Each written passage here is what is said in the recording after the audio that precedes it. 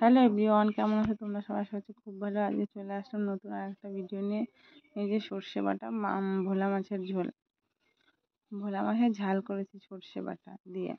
কেমন হয়েছে রেসিপিটা অবশ্যই আমাকে বলো, মানে কমেন্ট করো। ভিডিওটা ভালো লাগলে একটা লাইক করে দিও।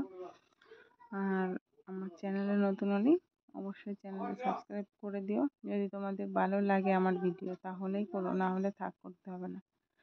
আর এই যে প্রথমে ভোলা মাছটা ভেজে নিয়েছিলাম, তারপরে আবার কড়াইতে তেল দিয়ে একটু গোটা জিরে দিয়েছি, তারপরে আবার মাছটা দিয়েছি। আর একটু ভাজা ভাজা হয়ে গেলে তারপরে জল দিয়েছি, তারপরে যে লবণ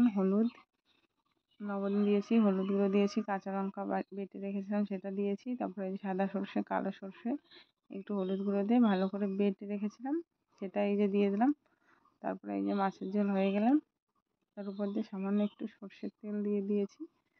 যে হচ্ছে মাছের ঝাল, শুধু এটা দিয়েই এই যে আজকের মাছের ঝোল রেডি। কেমন হয়েছে রান্নাটা অবশ্যই আমাকে কমেন্ট করো, আর ভিডিওটা ভালো লাগলে একটা লাইক করে দিও।